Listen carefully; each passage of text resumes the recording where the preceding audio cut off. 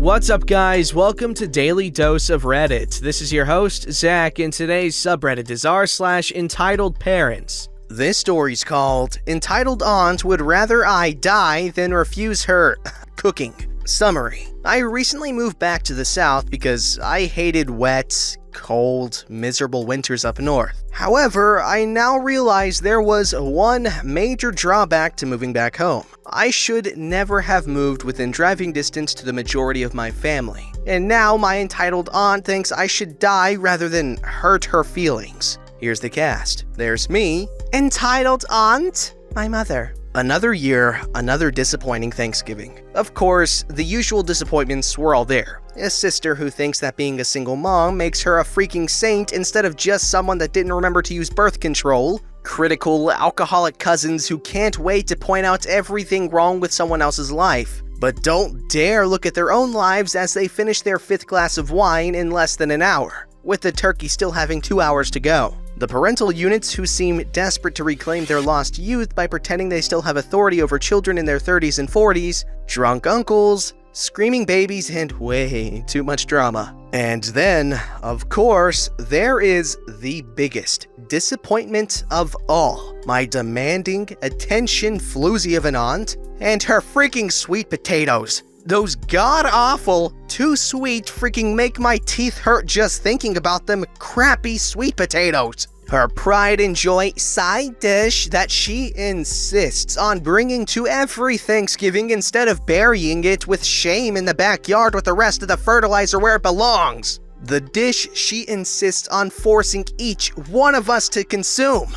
I could be deathly allergic to those lovers and she would still throw a fit if I refused to eat it. I even hate calling them sweet potatoes. I feel like the name insults real potatoes everywhere. Why couldn't my aunt just have picked a dish made of real potatoes instead? It's not like she didn't have plenty of potato dishes to choose from. Real potatoes are wondrous things and can be prepared stewed, scalloped, fried, twice baked, and so many other delicious ways. Real potatoes are simply wonderful. Real potatoes are also the only way to make a proper batch of fries. Fries, French fries, crispy taters, chips, freedom fries. Although that last one is a bit absurd even for me. Whatever you want to call them, fries are delicious, savory, salty, and a perfect complement to any dish of freshly killed and grilled meat. If my aunt made fries and they were cold when the turkey was served, I would still gladly eat those lovers instead of her stomach-turning sweet potatoes.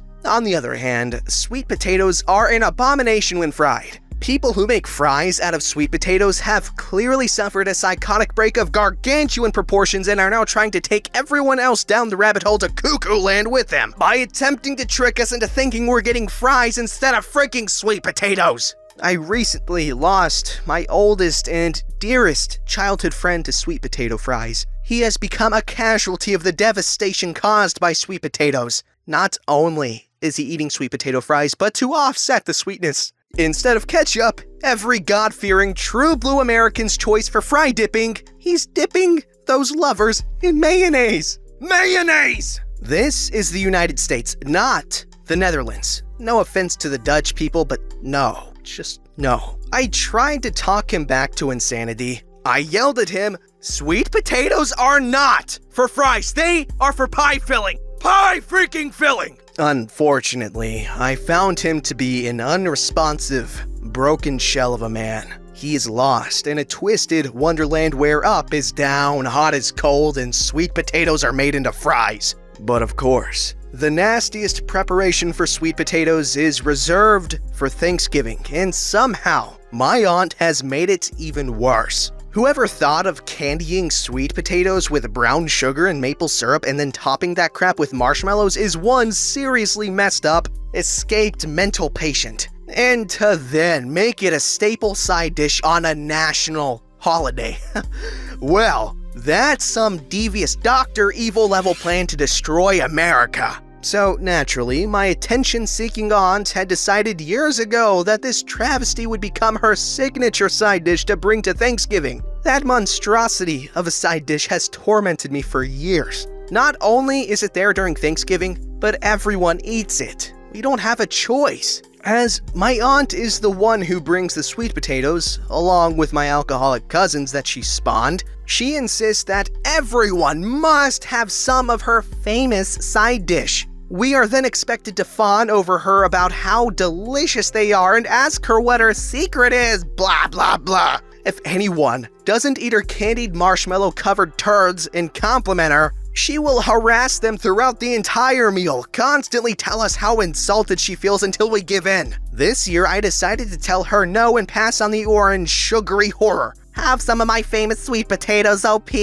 I'm sorry, entitled aunt, but I'm trying to cut sugar. My doctor says I really need to lose weight. Well, it's the holidays, so those calories don't count? Yes, they do. In fact, they count more, as we tend to overeat over the holidays and not exercise. Well, you should have told me in advance that you weren't going to have any, and I wouldn't have made as much. That's so inconsiderate of you. I'm one person out of 25 here. The amount you make wouldn't have changed. You should still have some since you didn't tell me in advance. That's a polite thing to do. You're practically spitting in my face by refusing. I slaved away in the kitchen for hours to make them. I know for a fact that she just pours them from a can, adds maple syrup and cinnamon, tops with marshmallows, and bakes for half an hour. I'm sorry, but I'm overweight as it is. I'm serious about trying to get in better shape. I'd like to be around for a while. Why do you hate me so much after all that I've done for you?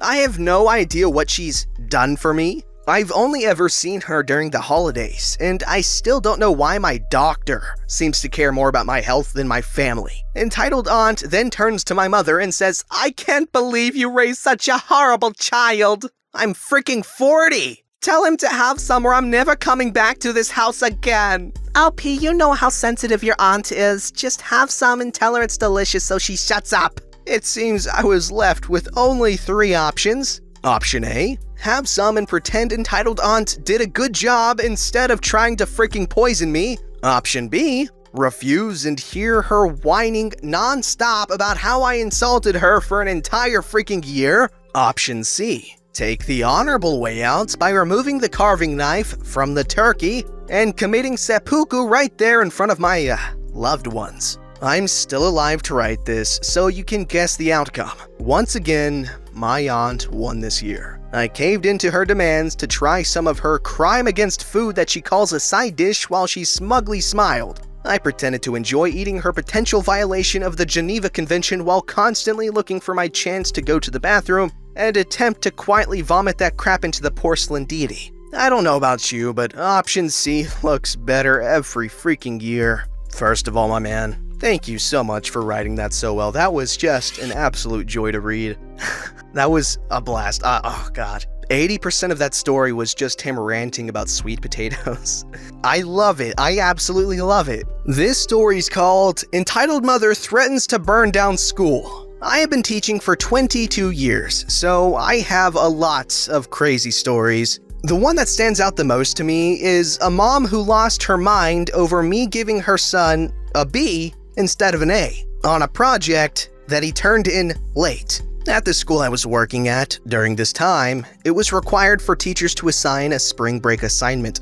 We had just completed a full week of testing, and my class looked like they were needing a break. I decided that instead of doing the normal read these chapters and write a report, that I would instead allow them to draw a picture of an invention that they thought was interesting or important, and write a paragraph about the inventor's life. I expressed that this assignment was going to be presented in front of the class by me, so they could watch their work for once instead of having to present it. We all broke for the break, and everyone seemed really excited to have a lot of their break for free time. When we returned from break, I drew the names of the students for the order in which they'd be presented. The first student I called on said that they didn't have the work done, so I told him to bring it the next day. The kids thought it was funny to watch me act out their presentations, and it was a great time. The next day, I go on to teach the presentations of the next group, the kid who missed out the day before going first. His presentation was nice, and I explained to him after class that while it was a great project, I was marking him down a grade letter for turning it in late. Fast forward 2 days. I get a call from the office during my planning period that 2 parents were there to see me. I agreed to meet with them, and they came to my class. The father looked like he had been dragged along, and the mother looked like she was hyping herself up to get crazy with me. I want to know why you are discriminating against my child? Who is your child? Kid's name? That's who the frick my child is. Have a seat. Let's figure out what the problem is. Her husband grabs a chair and pulls it closer to her. She's still hyped up, but he's trying to help her sit down. F you, F your people, F their people. Has your son let you know that his assignment was late and that I accepted it late because he's a good student? Screw that mess. I don't care about anything right now. It was pretty clear that I wasn't going to get anywhere, so I decided to leave the room and get another teacher to help me get the parent out of my class. We didn't have security back then, so I was on my own. No more than a second after I stepped out of the room, I heard a loud crash. I turned around to see she had thrown a glass paperweight through the window, shattering it. I'm gonna call the police. You shouldn't be here when I get back. The entitled mother sprung to her feet and followed me, screaming at the top of her lungs. She was hopping up and down and clapping in my face, telling me she was going to burn this whole mother fricker down today. The mother just kept grabbing her by the coat and holding her back far enough that she couldn't make physical contact with me. She fell to the ground to slide out of her coat and was crawling towards me furiously at one point. It's a small town. The police could walk over faster than they can get in their car and drive here. Within minutes, they were pulling her to her feet trying to talk to her. She spit in the policeman's face and motioned like she was going to backhand her. He barely hip-bumped her and she fell to the ground. She screamed at the top of her lungs that she was being attacked. Her husband looked defeated, holding her coat, shaking his head. She went to jail for creating a public disturbance and for gross misconduct with a peace officer. The rest of the school year, she wasn't allowed on the property. The next year, I was promoted with my class, so it meant I had all the same kids as the previous year. I saw her dropping them off all the time because the ban had been lifted. She would always grind her teeth and growl at me. I'd speed up walking because I didn't want her to see me laughing. Imagine a grown woman sitting in her car making loud growling noises. Hilarious. Oh no, the parents, they found anime. All jokes aside, oh my goodness, parents, you need to hold your kids accountable. I remember, my dad would always take the teacher's side, which I admired until it legitimately wasn't my fault and it was the teacher's incompetence that caused me to... Okay, again, I've said multiple times before that I love teachers, okay? I've only ever had good experiences with teachers. I mean, at least good teachers with some bad experiences, but that's normal. And there have been times where teachers messed up and I got the blame for it because my dad refuses to believe me, which is very not healthy as a parent to do. But anyways, it's whatevs. I'm over it now. I don't hold grudges.